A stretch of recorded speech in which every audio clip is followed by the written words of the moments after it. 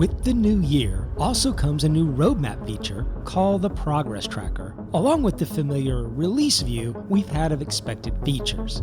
So let's take a look at a couple interesting features that jump out of the roadmap, talk about the deeper impacts to the game, and open the door to what might be more questions than answers to these roadmap features.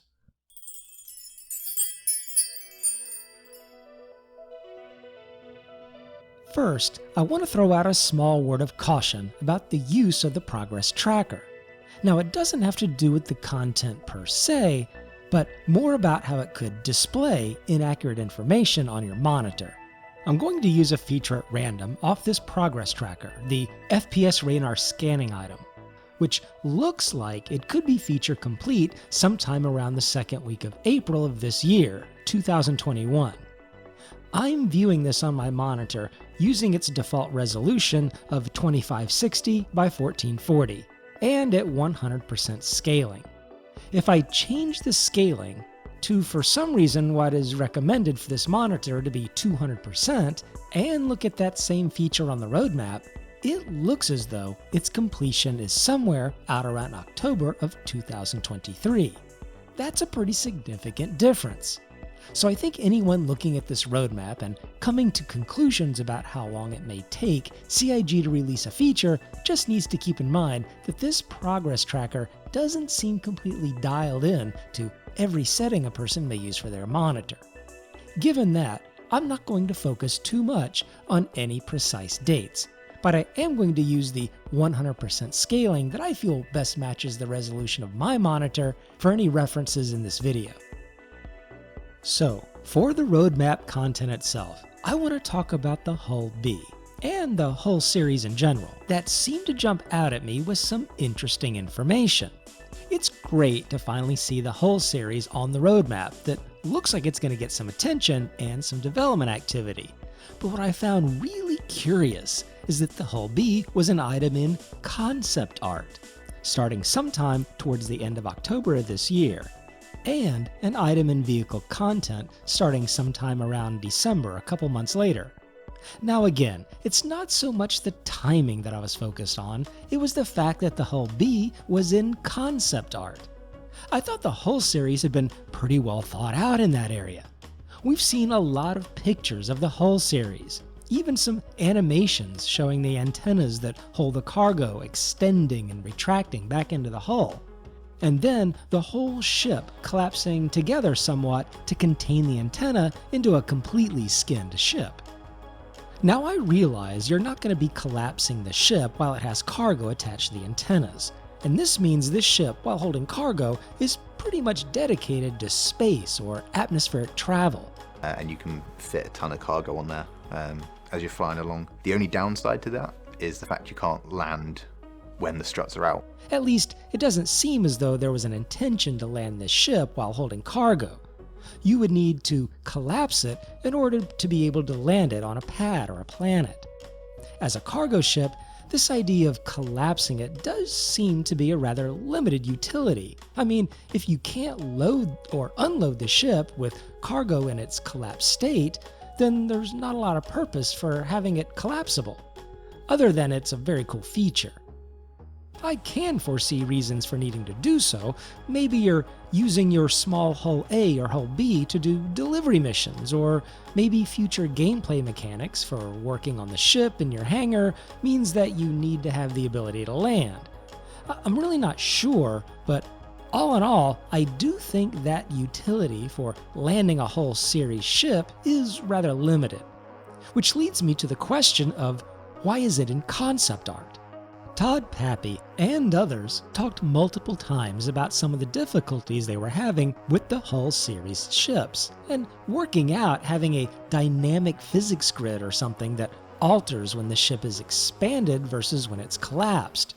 It presented its subset of challenges of, really, we've got this moving ship that can kind of move on itself, right? So we've never done that before, so that's kind of kicked off a whole sprint to obviously kind of make that possible. You have to move vis areas, you have to move lighting, you have to move collision dynamically in the ship. So that's incredibly challenging to do.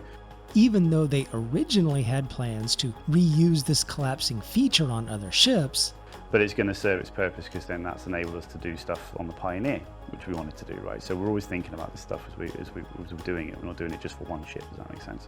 It's possible that some aspects of this ship might not have been worth the pain of creating some entirely new physics system to accommodate this rather unique feature.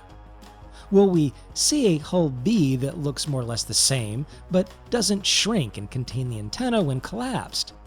Maybe it's the removal of the antenna from the bottom half of the ship so that it's able to land with its cargo without having to collapse it at all. Maybe to accommodate this collapsing mechanism and the intended cargo, the overall size and shape of the ship might need some significant adjustments.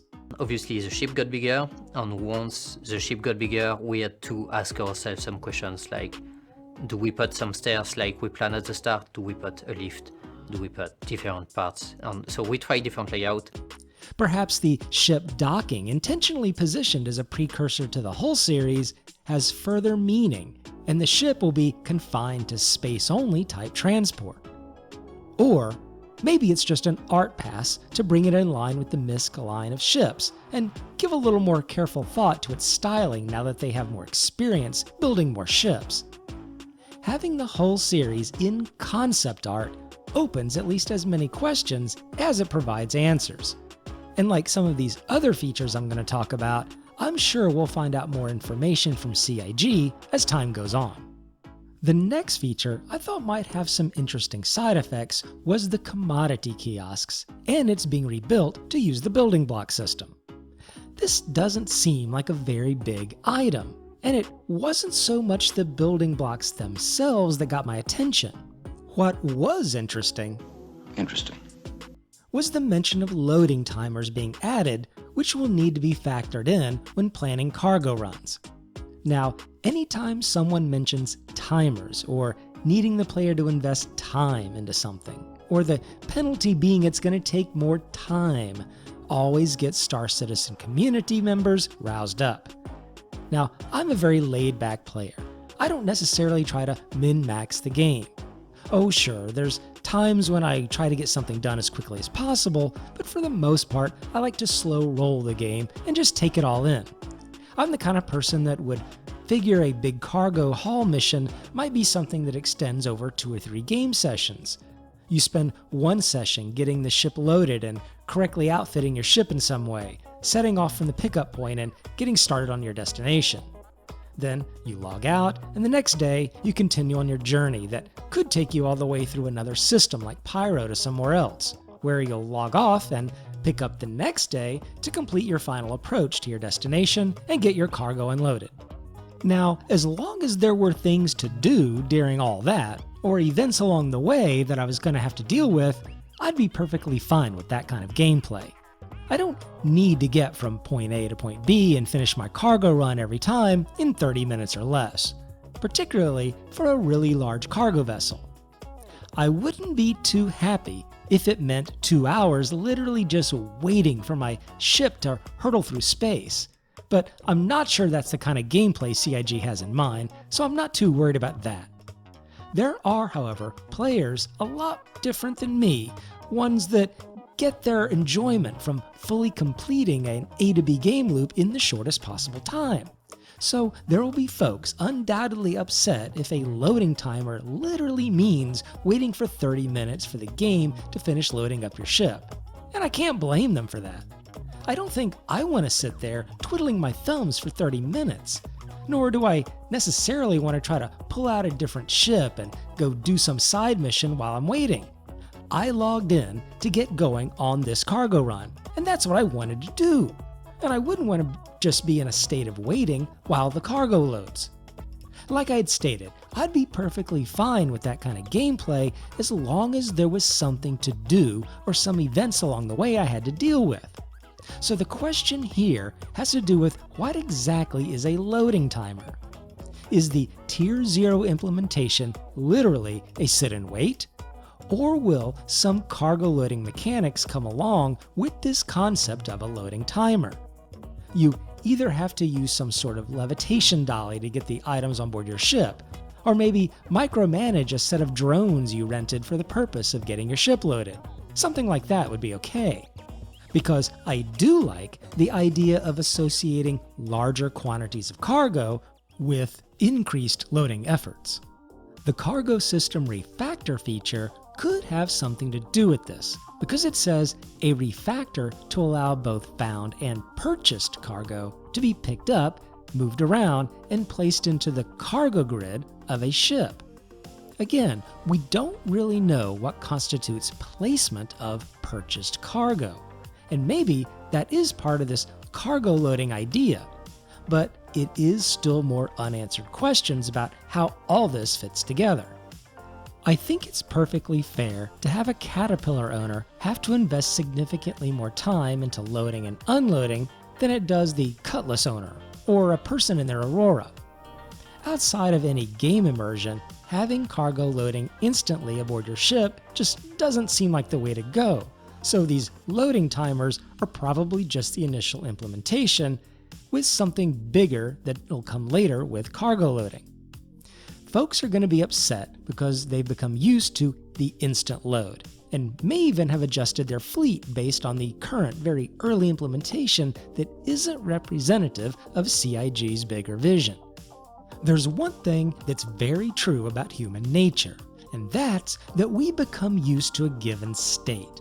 Even if it's lousy, we adjust to it, we get used to it, and in our minds, it becomes how things are supposed to work, even if we know that it's not permanent. When that state changes, it can feel like an upset to the environment we've become acclimated to, which is particularly true when the current state is operating in our favor. This is true with things like the current ship claims that aren't associated with proper insurance, death of our character, which has no significant repercussions, and with this cargo loading, which is instantaneous. All of these examples are things that work in our favor, and when the game evolves to the intended state, it can feel as though things are being taken away or even broken.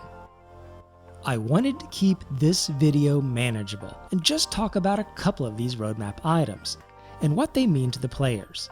But I'm going to be going over other items in the future and talk in even more depth about downstream implications, dependencies that might exist on other features, and generally try to invoke the questions about these roadmap items. One of the things that interests me in Star Citizen is following the actual development itself, seeing how features unfold, tracking the issues, and all of that in addition to enjoying a very immersive game. And don't forget to check out the Readcast podcast available at the link in the description.